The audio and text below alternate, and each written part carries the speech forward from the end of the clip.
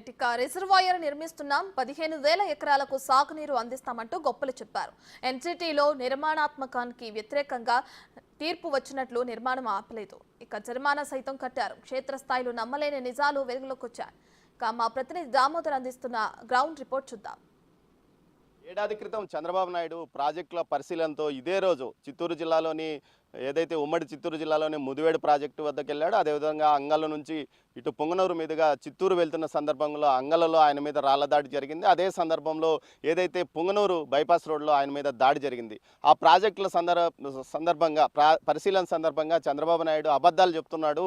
ఉమ్మడి చిత్తూరు జిల్లాకు సంబంధించి ఏదైతే ముదివేడు ప్రాజెక్టు కానీ ఆవులపల్లి ప్రాజెక్టు కానీ అదేవిధంగా నేతిగుట్టవల్లి ప్రాజెక్టు వల్ల ఈ జిల్లా మొత్తం సస్యశ్యామలం అవుతుందని భావించి దాన్ని భరించలేక చంద్రబాబు నాయుడు ఈ విధంగా అడ్డుకోవడానికి ప్రయత్నిస్తున్నాడంటే అప్పట్లో మాజీ మంత్రి పెద్దిరెడ్డి రామచంద్రారెడ్డి విమర్శలు చేశాడు. కానీ అయితే వాస్తవాలు ఏమిటి? క్షేత్రస్థాయి పరిశీలనలో విస్తుగొలిపే వాస్తవాలు బయటపడ్డాయి, నమ్మలేని నిజాలు బయటపడ్డాయి. ప్రస్తుతం మనం నేతిగుంటపల్లి రిజర్వాయర్ వద్ద ఉన్నాము. ఈ నేతిగుంటపల్లి రిజర్వాయర్ వద్ద ఏకంగా 10 గ్రామాలు మునిగిపోయే పరిస్థితి. 10 గ్రామాలకు సంబంధించి ఏకంగా 1000 ఎకరాల భూములు రైతులు కోల్పోతున్నారు. అదేవిధంగా ఏదైతే ఇక్కడ ఆల్రెడీ ఒక చెరువు ఉంటే ఆ చెరువును తవ్వివేసి మరీ రిజర్వాయర్ను కడుతున్న పరిస్థితి. అసలు ఎందుకు చేస్తున్నాడంటే గ్రామస్తులు చెప్తున్నదైతే ఆ నమ్మలేని వాస్తవాలు. ముఖ్యంగా ఏదైతే ఎక్కువగా ఇటు కమ్మ సామాజిక వర్గంతో పాటు బీసీ సామాజిక వర్గాలు మాత్రమే ఈ గ్రామాల్లో నివసిస్తున్నారు. ఇది కూడా ఒక కారణం అంటూ వారు చెప్తున్నారు. దీంతో పాటు ముఖ్యంగా పెద్దిరెడ్డి రామచంద్రారెడ్డి అసలు ప్లాన్ ఏమిటి అన్నది నేతిగుట్ట ఏదైతే ఏటిగడ్డ కమ్మపల్లి అదేవిధంగా సమీపంలోని ఆవులపల్లి గ్రామస్తులను అడిగి తెలుసుకుందాం.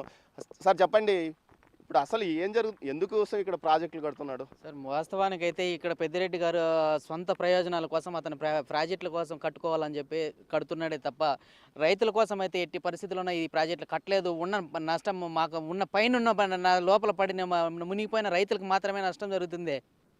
కింద అయితే సాగులు చూడండి మీరే, సాగులు అయితే చాలా తక్కువ ఉన్నాయి. కాబట్టి అతను సొంత ప్రయోజనాల కోసం సొంత ఫ్యాక్టరీల కోసం కట్టుకుంటున్నాడే తప్ప ఇది రైతుల కోసం అయితే కట్టలేదని చెప్పి మీకు ఏమేమి తెస్తున్నాడు సార్. ఇక్కడ వచ్చి అమరన్ బ్యాటరీ కంపెనీ ఒకటి పెట్టాలనుకుంటున్నారు. Amaron battery company sir, PLR Amaron battery company sir. రెండోది వచ్చి అది ఏదన్నది జెక్షన్ కంపెనీ గ్యాస్ అయితే ఉందో దాన్ని పెట్టాలనుకుంటున్నాడు సార్. వాటి కోసం పెడుతున్నాడే తప్ప ఇక్కడ సొంత ప్రయోజనాల కోసం అయితే ప్రజల కోసం అయితే ఇక్కడ ఏమి మేలు అయితే జరగలేదని చెప్పి మేము ఈ మీ పొలం మునిగిపోయింది సార్. మంది 15 ఎకరాలు పోయింది సార్. 15 ఎకరాలు అయితే పూర్తిగా నష్టపోయినాము. మట్టి కూడా తీయేసినారు.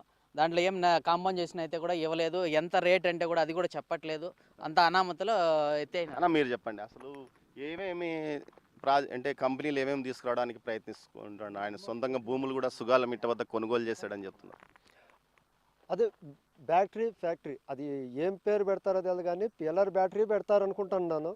పిఎల్ఆర్ బ్యాటరీ ఫ్యాక్టరీ ఒకటి, జిక్సన్ కంపెనీ సిలిండర్ కంపెనీ ఒకటి, liquor company PLR liquor company ఒకటి, 3 కంపెనీలు తేవాలని మాకు తెలుస్తూ ఉంది. ఇక్కడ అయ్యా ఈ ప్రాజెక్టు కిందనే అవి 3. మొత్తం ఎన్ని ఎకరాలు మునిగిపోతుంది? మొత్తం 1000 ఎకరాల దాకా మునిగిపోతుంది. 1000 ఎకరాలు అంతా సాగు భూమేనా? మొత్తం సాగు భూమి. దాంట్లో 171 ఎకరా ఏమో అంటే పశువుల బిల్లు అలాంటివి కొన్ని ఉన్నాయి. మొత్తము పంట భూములే. మరి మిమ్మల్ని ఏమైనా ఇబ్బంది పెట్టారా? బాగా ఇబ్బంది అయితే పెట్టారు. అదే కొన్ని కేసులు పెట్టినారు. కాంపన్సేషన్ రానియకుండా ఆ పొలము వేరే వాళ్ళతో కొంతమందిని దాంట్లోకి ఎంటర్ చేసి అంటే పెద్దిరెడ్డి మా అనుచరులని ఆ భూమి మాకు కూడా ఉంది అని అనవసరంగా రిజిస్ట్రేషన్ మాకు 1971లో రిజిస్ట్రేషన్ ఉంది. దాన్ని ఇప్పుడు వేరే వాళ్ళు దొంగ పాస్బుక్ ఒకటి చేసుకున్నారు. అతని అనుచరులే 2015లో. దాన్ని ఇప్పుడు వీళ్ళ పెద్దిరెడ్డి అనుచరులు రిజిస్ట్రేషన్ చేసుకున్నారు. ఆ ల్యాండ్ 3 అనుచరులు వాళ్ళు మమ్మల్ని ఇబ్బంది పెడతా ఉన్నారు. మీరు చెప్పండి దాని ఎంత ఉంది నీది? 35 ఎకరాలు సార్ మాది. 35 ఎకరాలు వచ్చి మేము అడిగినాము. డబ్బు మోసం చేయము. గుర్తు 20,000 ఇచ్చినాడు. 20,000 ఇచ్చి మిదిన్ రోడ్డు వస్తాడు. అద్భుత పని మీద బాగా జరిగింది కట్ట. మాకు ఇబ్బంది పెట్టినదో రైతులకు పంచాయతీ చేస్తే మేము పొంగునూరులోకి వస్తామా, మేము రామో మీటింగ్ పాడు చెప్తాం రండి, మీ డబ్బు మీకు ఇస్తామని చంద్రబాబు నాయుడు ఒకనాడు మీటింగ్కి వచ్చింటే పోయినామా. మాతో కావాల్సిన వాళ్ళంతా కడపకు గడ వేయించినాడు సార్. అవును సార్. 15 రోజులు.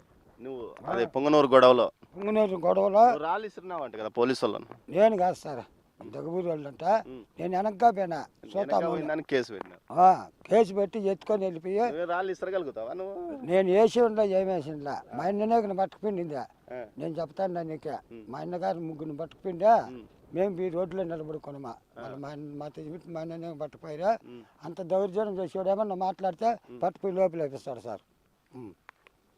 ఇది ఎంత పోయింది? మా 4 ఎకరాల 60 సెంట్లు సార్.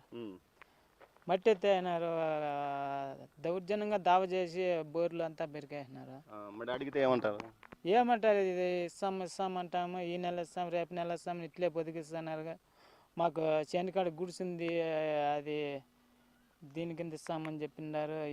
ఇండ్లు జాగాలు 6.5 కింద ఇస్తామన్నారు. సో పుంగనూరు బైపాస్ కాడ జాగా చూపించిరి, అది లేదు, ఏమీ లేదు, ఇండ్ల జాగాలు కూడా లేదు సార్ మాకు. మొత్తం మీద మనం చూడవచ్చు, ఏదైతే ఈ రిజర్వాయర్ కిందే రిజర్వాయర్ ముంపు ప్రాంతంలోనే ఎక్కువ సాగు భూమి ఉంది. రిజర్వాయర్ ముందు వైపు మాత్రమే సాగు భూమి కనిపించదు, కేవలం గుట్టలు, కొండలు, బండరాళ్ళు మాత్రమే కనిపిస్తాయి. అయితే మొత్తం మీద ఈ ప్రాంతంలో ఈ చదును చేసిన స్థలాల వద్ద తన ఫ్యాక్టరీలను ఏర్పాటు చేసుకోవడానికి ఏదైతే పెద్దిరెడ్డి అండ్ కో ప్రయత్నిస్తుంది, అందులో భాగంగానే తమ భూములను ఈ విధంగా తమకు ఇక్కడ అవసరం లేని చోట ఒక పెద్ద రిజర్వాయర్ని కట్టి ఇక్కడ 1.5 టీఎంసీ కెపాసిటీతో 800 కోట్ల వ్యయంతో ఈ ప్రాజెక్టు నిర్మిస్తున్నారు. పూర్తిగా పనులు అయిపోయినాయి, ఆల్రెడీ ఇంకా గేట్లు పెట్టడమే మిగిలింది.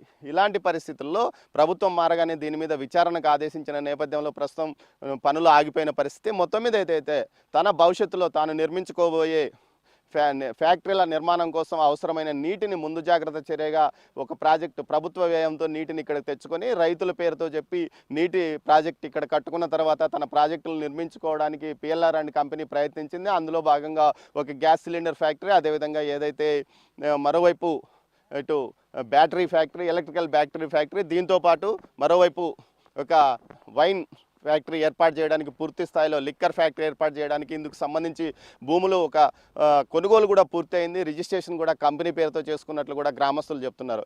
ఏదైతే తన వ్యక్తిగత అవసరాలు, తన కుటుంబ అవసరాలు, తన వ్యాపార అవసరాల కోసం ప్రభుత్వ వ్యయం వేలాది కోట్ల రూపాయల ప్రభుత్వ వ్యయంతో పెద్దిరెడ్డి ఇక్కడ ఫ్యాక్టరీలు నిర్మించుకుంటున్నాడంటూ గ్రామస్తులు ఆరోపిస్తున్నారు. మొత్తం మీద ఈ ప్రభుత్వం ఈ విషయంలో తగిన జాగ్రత్తలు తీసుకుని తమకు న్యాయం చేయాలి. ఎటు భూములన్నీ ఏదైతే రిజర్వాయర్ నిర్మాణం పూర్తిగా అయిపోయినందువల్ల దీనికి సంబంధించి భూములన్నీ ఎలాగూ పోయే పరిస్థితి ఉంది. తమకు ఆర్ఎన్ఆర్ ప్యాకేజీతో పాటు పునరావాస చర్యలు పూర్తి స్థాయిలో వెంటనే ఏర్పాటు చేయాలి. తమకు పోయిన భూమిని ఇంకో చోట భూమి ఇప్పించాలని కూడా వీరు కోరుకుంటున్న పరిస్థితి. కెమెరా పర్సన్ పురుషోత్తంతో దామోదర్, నేతిగుట్టపల్లి రిజర్వాయర్ వద్ద నుంచి.